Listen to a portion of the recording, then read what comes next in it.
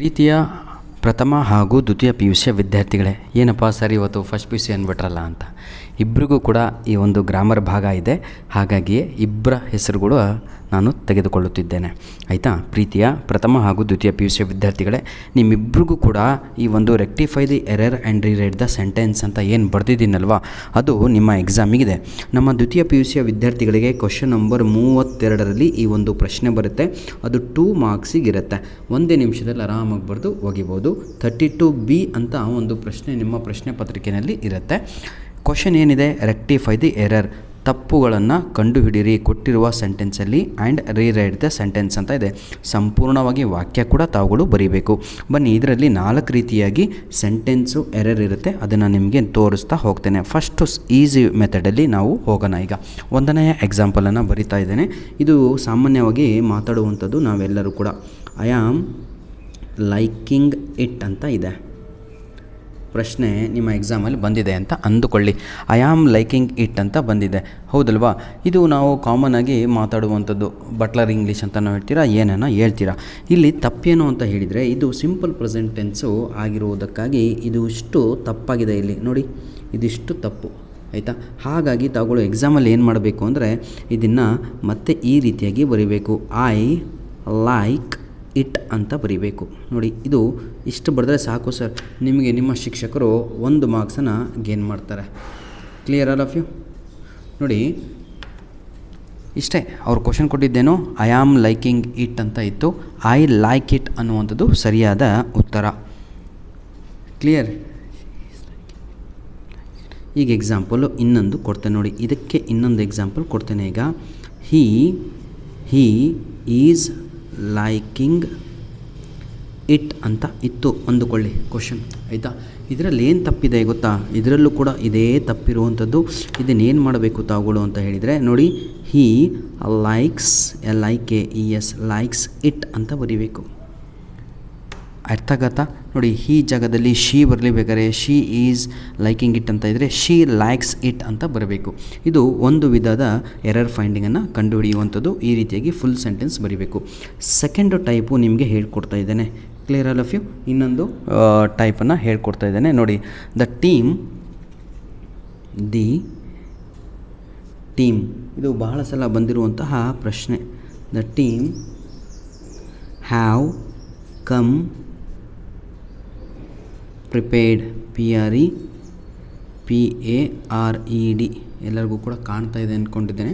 ಆಯಿತಾ? The team have come prepared ಅಂತ ಈಗ ಇಲ್ಲಿ ಪ್ರಶ್ನೆ ಇದೆ. ಹಾಗಿದ್ರೆ ಇದಕ್ಕೆ ಸರಿಯಾದ ಉತ್ತರ ಏನು ಅಂತ ನಿಮಗೆಲ್ಲರಿಗೂ ಕೂಡ ಗೊತ್ತು. ಆದರೂ ಕೂಡ ನಿಮ್ಗೆ ಹೇಳ್ಕೊಡ್ತಿದ್ದೇನೆ ಯಾವ ರೀತಿಯಾಗಿ ಎರರನ್ನು ಕಂಡುಹಿಡಬೇಕು ಅಂತ. ಈಗ ನೋಡಿ ಪ್ರೀತಿಯ ವಿದ್ಯಾರ್ಥಿಗಳು, ಇದು ಬೇರೆ ರೀತಿ. ಇದು ಟೀಮ್ ಅನ್ನುವಂಥದ್ದು ಒಂದು ಟೀಮ್ ಅಲ್ವಾ? ಹಾಗಾಗಿ ಇಲ್ಲೂ ಕೂಡ ಇದನ್ನು ಸಿಂಗಲ್ ಅಂತ ಕರಿತೀವಿ, ಸಿಂಗಲ್ ಟೀಮ್ ಅಂತ. ಹಾಗಿದ್ರೆ ಇದು ತಪ್ಪು ಇಲ್ಲಿರುವಂಥದ್ದು. ಇಲ್ಲಿ ಏನಾಗಬೇಕು ಅಂದರೆ ಹ್ಯಾಸ್ ಅಂತ ಆಗಬೇಕು. ಕ್ಲಿಯರ್? ಅದನ್ನು ನೀವು ಎಕ್ಸಾಮಲ್ಲಿ ಏನು ಮಾಡಬೇಕು, ಬರೀ ಹ್ಯಾಸ್ ಅಂತ ಬರೀಬಾರ್ದು. ದಿ ಟೀಮ್ ನೋಡಿ, the team has come prepared, ಇದು prepared. Clear?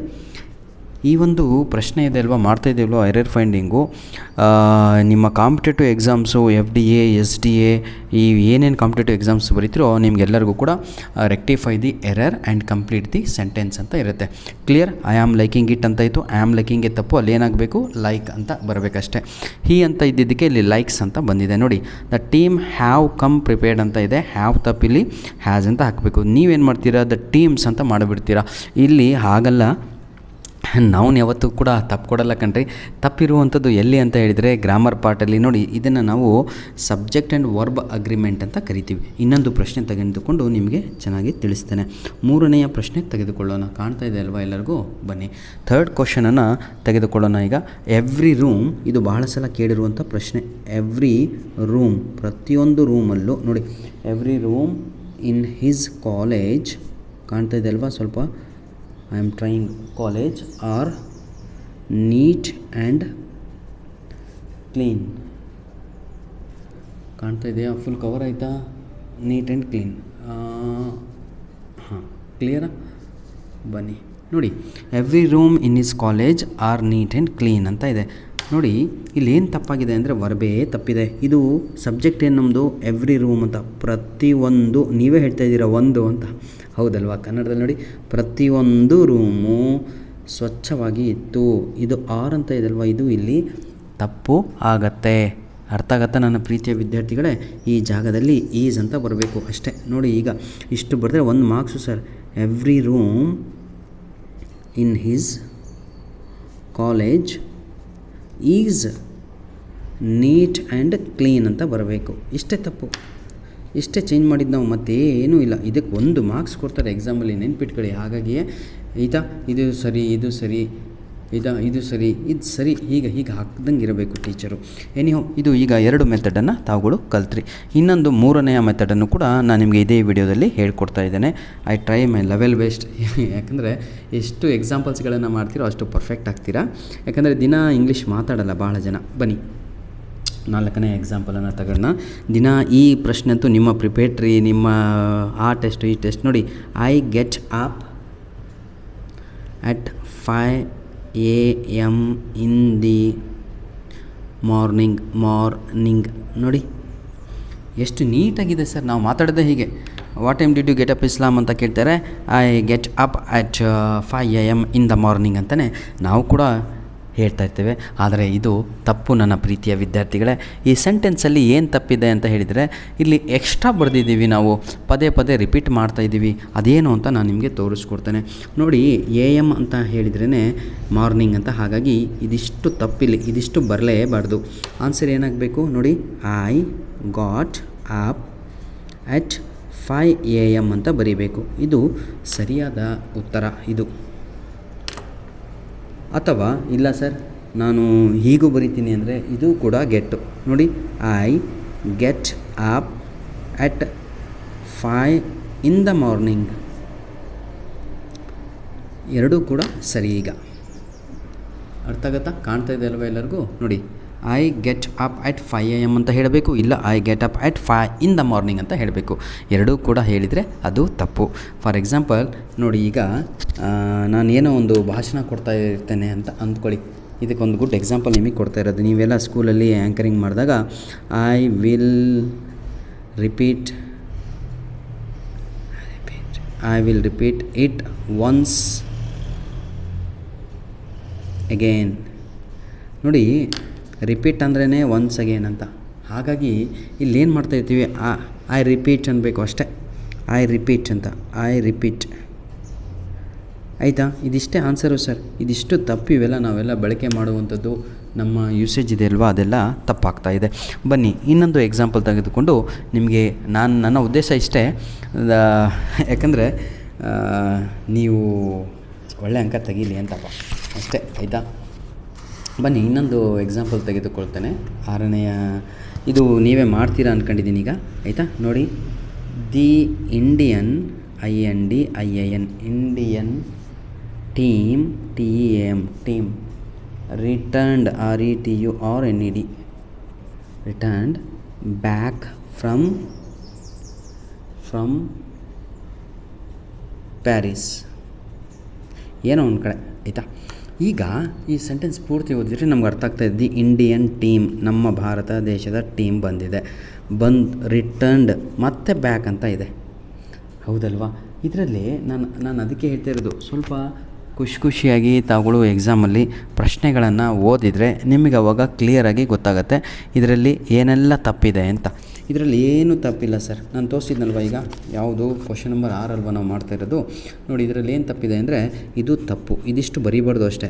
ಆನ್ಸರಲ್ಲಿ the Indian team returned from Paris ಅಂತ ಬರೀಬೇಕಾಗತ್ತೆ. ಆಯಿತಾ? ಈಗ ಬೇರೆ ಟೈಪನ್ನು ನೋಡೋಣ. ಈಗ ನಾನು 3 ಟೈಪ್ ಮುಗಿಸಿದ್ದೀನಿ, ಹೌದಲ್ವಾ?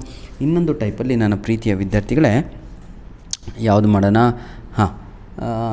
ನೋಡಿ, ಇಲ್ಲಿ ತಪ್ಪೇ ಸಿಗಲ್ಲ ಬಹಳ ಜನಕ್ಕೆ. ಮೈ ಫಾದರ್ FATHER, ಆಯಿತಾ?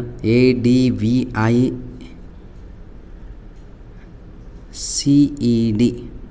ಮಿ. ನನ್ನ ಒಂದು ಚಾಲೆಂಜು ಸರ್, ಇದರಲ್ಲಿ ಏನು ತಪ್ಪು ಅಂತ ಕಂಡುಹಿಡಿದು ತಾವುಗಳು ಕಮೆಂಟ್ಸಲ್ಲಿ ತಿಳಿಸ್ಬೇಕು ನನಗೆ. ಮೈ ಫಾದರ್, ಸಾರಿ ಕಾಣ್ತಾನೇ ಇಲ್ಲ ಅಲ್ವಾ, ಮೈ ಫಾದರ್ ಅಡ್ವೈಸ್ಡ್ ಮೀ ಅಂತ ಇದೆ. ಇದರಲ್ಲಿ ಆಯಿತಾ. ನಿಮ್ಮ ತಂದೆ ನಿಮಗೆ ಅಡ್ವೈಸನ್ನು ಕೊಟ್ಟರು ಅಂತ. ಇದರಲ್ಲಿ ಏನು ತಪ್ಪು ಅಂತ ಕಂಡುಹಿಡಿದು ಆಯಿತಾ ಸರಿಯಾದ ಉತ್ತರ ಕಳಿಸಿದರೆ ನಿಜವಾಗಿಯೂ ಯು ಆರ್ ಗ್ರೇಟ್ ಅಂತ. ಯಾಕಂದರೆ ಭಾಳ ನಾವು ಹುಡುಕಿ ಕೆಲವೊಮ್ಮೆ ಏನಾಗ್ಬಿಡ್ತೀವಿ ಅಂದರೆ, ಯಾಕಂದರೆ ಸಿಲ್ಲಿಯಾಗಿರುವಂಥದ್ದು ಕಾಣಲ್ಲ ಕೆಲವೊಮ್ಮೆ ಆಯಿತಾ. ಇನ್ನೊಂದು ಇದಕ್ಕೆ ಹೋಗೋಣ ಈಗ ಆಯಿತಾ. ಇನ್ನೊಂದು ಎಷ್ಟು ಕಾಮಿಡಿ ಇದೆ ಅಂದರೆ, ಇದು ಕೂಡ ನಿಮಗೆ ತಪ್ಪೇ ಕಾಣಲ್ಲ ನೋಡಿ. ಯಾಕಂದರೆ ರಾಂಗ್ ಯೂಸೇಜ್ ಆಫ್ ವರ್ಡ್ಸ್ ಅಂತ ಕರಿತೀವಿ ಇದನ್ನೆಲ್ಲ ನಾವು. ಈ ಒಂದು ಸೆಂಟೆನ್ಸಲ್ಲಿ ರಾಂಗ್ ಯೂಸೇಜ್ ಆಫ್ ವರ್ಡ್ಸ್ ಇರುವಂಥದ್ದು, ಇಲ್ಲಿ ಯಾವುದು ಸಬ್ಜೆಕ್ಟ್ ವರ್ಬ್ ಅಗ್ರಿಮೆಂಟ್ ಇಲ್ಲ. ಲಾಸ್ಟ್ ಕ್ವಶನನ್ನು ಮಾಡ್ತಾ ಇದ್ದೇನೆ ಪ್ರೀತಿಯ ವಿದ್ಯಾರ್ಥಿಗಳೇ. ದಿ ಶಾಪ್ ಕಾಣ್ತಾ ಇದೆಯಾ?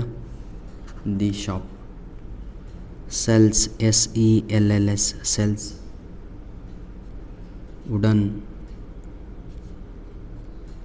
ಫರ್ನಿಚರ್ಸ್ ಅಂತ ಇದೆ ನೋಡಿ. ಇದೇ ಕ್ವಶನ್ನು. ದಿ ಶಾಪು ಕರೆಕ್ಟೇ, ಸೆಲ್ಸು ಕರೆಕ್ಟೇ. ಯಾಕಂದರೆ ಸಿಂಗಲ್ ನಾನು ಹೇಳಿದ್ನಲ್ವಾ, ಈ ಎರಡೂ ಪ್ರಶ್ನೆ ಇರುವಂಥದ್ದು ರಾಂಗ್ ಯೂಸೇಜ್ ಆಫ್ ವರ್ಡ್ಸ್ ಅಂತ ಕರಿತೀವಿ. ಇದಕ್ಕೆ ಆನ್ಸರ್ ನಾನೇ ಹೇಳ್ತೀನಿ, ಇದನ್ನು ನೀವೇ ನನಗೆ ಆನ್ಸರನ್ನು ಕೊಡಬೇಕು. ಇದರಲ್ಲಿ ನಾವು ಫರ್ನಿಚರ್ಸ್ ಅಂತ ಕರೀಲೇಬಾರ್ದು ಆಯಿತಾ. ಫರ್ನಿಚರ್ಸ್ ಅಂತ ವರ್ಡೇ ಇಲ್ಲ, ಇದರ ಬದಲಿಗೆ ಫರ್ನಿಚರ್ ಅನ್ನಬೇಕು. ಮನೆಯಲ್ಲಿ ಎಷ್ಟೇ ಇರಲಿ ನಿಮ್ಮ ಹತ್ರ ಫರ್ನಿಚರ್ ಅಂತ ಹೇಳಬೇಕು, ಫರ್ನಿಚರ್ಸ್ ಅಂತ ವರ್ಡ್ ಇಲ್ಲ. ಧನ್ಯವಾದಗಳು. All the best. ಚೆನ್ನಾಗಿ ಓದಿ, ಚೆನ್ನಾಗಿ ಬರೀರಿ. ಈ ದಯವಿಟ್ಟು ನಮ್ಮ ವೀಡಿಯೋಸ್ಗಳನ್ನು ನಿಮ್ಮ ಫ್ರೆಂಡ್ಸ್ಗಳಿಗೆ ಶೇರ್ ಮಾಡೋದನ್ನು ಮರಿಬೇಡಿ ಅಂತ ಹೇಳ್ತಾ ವಿಡಿಯೋನ ಇಲ್ಲಿಗೆ ಮುಗಿಸ್ತಾ ಇದ್ದೇನೆ. God bless you all. ಈ ವಿಡಿಯೋದ ಡಿಸ್ಕ್ರಿಪ್ಷನ್ ಬಾಕ್ಸಲ್ಲಿ ಎಲ್ಲ ನಿಮಗೆ ಗ್ರಾಮರ್ ಬೇಕಾಗಿರುವಂಥ ನಿಮ್ಮ ಯಾವುದು ಆ್ಯನ್ಯುವಲ್ ಎಕ್ಸಾಮ್ಗೆ, ಪ್ರಿಪೇರ್ಡ್ ಎಕ್ಸಾಮ್ಗೆ ಲಭ್ಯವಿದೆ ಅಂತ ಹೇಳ್ತಾ ವಿಡಿಯೋನ ಮುಗಿಸ್ತಾ ಇದ್ದೇನೆ. ಧನ್ಯವಾದಗಳು.